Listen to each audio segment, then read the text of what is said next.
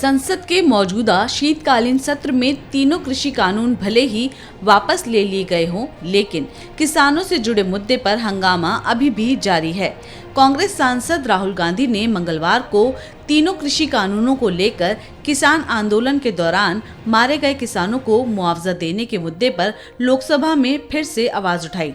इस दौरान उन्होंने किसान आंदोलन में जान गंवाने वाले किसानों की सूची लोकसभा के पटल पर रखी। उन्होंने एक बार फिर से किसान आंदोलन में मारे गए किसानों को मुआवजा देने की मांग की। सदन में कृषि मंत्री ने कहा कि उनके पास किसान आंदोलन में मारे गए किसानों का कोई डेटा नहीं है। हमने इसके बारे में पता लगाया है।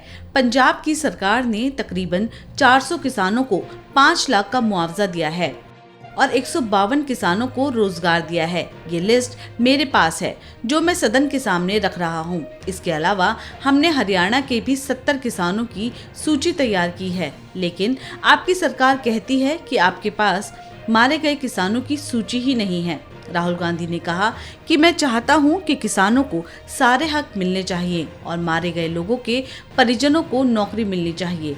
राहुल गांधी ने कहा कि अगर सरकार के पास कोई जानकारी नहीं है तो फिर हमसे लिस्ट ले लें।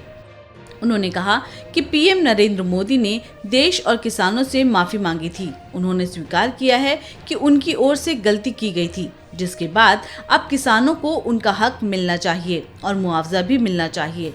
आपको बता दें, सरकार ने 30 नवंबर को कहा था कि राष्ट्रीय राजधानी क्षेत्र दिल्ली के आसपास कृषि कानूनों के खिलाफ प्रदर्शन के दौरान मृत किसानों की संख्या संबंधी आंकड़ा कृषि एवं किसान कल्याण मंत्रालय के पास नहीं है। लोकसभा में एक प्रश्न के लिखित उत्तर में कृषि एवं किसान कल्याण मंत्री नरेंद्र सिंह तोमर ने ये जानकारी दी थी। उन्होंने कहा था कि कृषि एवं किसान कल्याण मंत्रालय के पास इस मामले में कोई आंकड़ा नहीं है। वहीं दूसरी ओर किसान का आंदोलन भी थमने का नाम नहीं ले रहा है।